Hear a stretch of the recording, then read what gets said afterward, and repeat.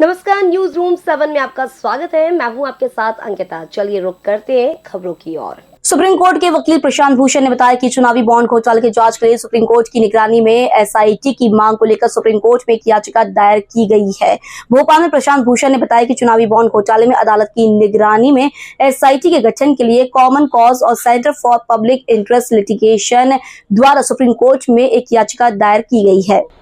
भोपाल में प्रशांत भूषण ने बताया कि चुनावी बॉन्ड घोटाले में अदालत की निगरानी में एसआईटी के गठन के लिए कॉमन कॉज और centre for public interest litigation द्वारा सुप्रीम कोर्ट में एक याचिका दायर की गई है। सुप्रीम कोर्ट के ऐतिहासिक फैसले के बाद चुनावी बॉन्ड का डाटा जो सार्वजनिक किया गया, उससे संकेत मिलता है कि बॉन्ड्स के माध्यम से बड़े पैमाने पर संभावित लेन देन कंपनियों और राजनीतिक दलों द्वारा किया गया।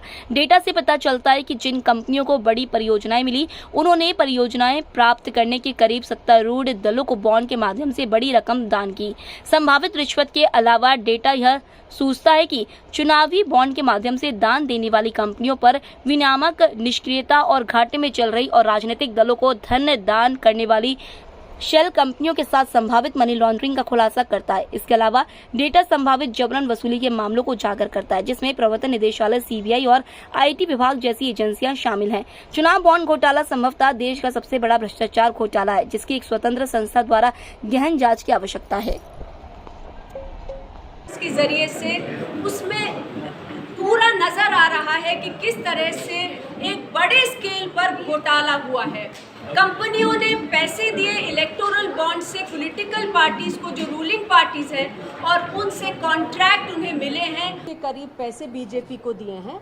बाकी जो पैसे उन कंपनियों ने दिए वो भाजपा के अलावा जो पार्टियां हैं उनको दिए। इसलिए जो कन्फ्यूजन भी हो रहा है और इसके बारे में प्रधानमंत्री ने बात रखी, इसलिए भी इसके बारे में कन्फ्यूजन है।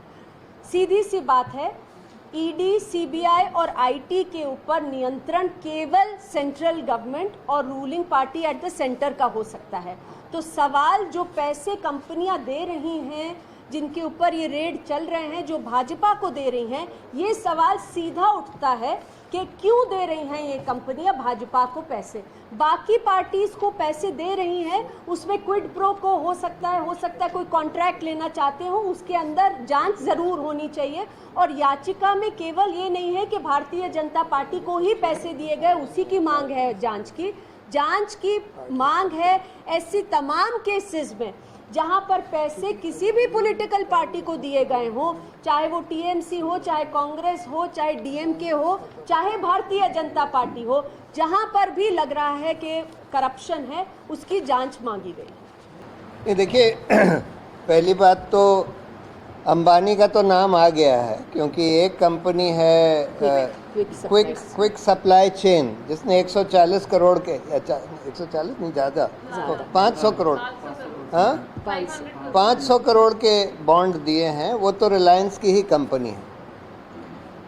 अडानी का नाम अभी तक उजागर नहीं हुआ है, लेकिन ये जो कंपनियां हैं, जो शेल कंपनी हैं, जिन्होंने लॉसेस में थी, उनको अल्टीमेटली अडानी फंड कर रहा था, कैश में नहीं कर रहा था, या ये अडानी की कंपनियां हैं, शेल कंपनियां हैं, ये अभी तक बाहर नहीं आया है।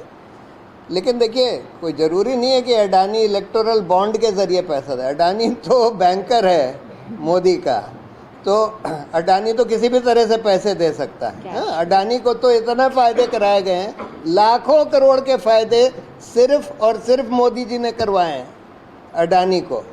इसलिए अडानी तो किसी भी तरह से, वो तो जो ये जो फॉरेन उसका इन्वेस्टिगेशन करते हैं ना, नहीं दूसरी एक ये जो DRI, department of revenue intelligence, उन्होंने तो बाकायदा सेबी को चिट्ठी लिखकर बताया था कि अडानी ने 8000 करोड़ रुपया हिंदुस्तान से बाहर साइफन आउट किया है ओवर इनवॉइसिंग के ज़रिए। अब वो पैसा वो किसी भी तरह से ला सकते हैं, हवाला के थ्रू ला सकते हैं, किसी भी तरह से ला सकते हैं। तो उनको इलेक्टोरल बॉन्ड के ज़रिए ज़रूरी नहीं है, अगर वो बीजेपी को पैसा देना चाहें तो किसी भी तरह से दे सकते हैं। फिलहाल इस बुलेटिन में इतना ही। आप बने रहिए न्यूज रूम 7 के साथ। नमस्कार।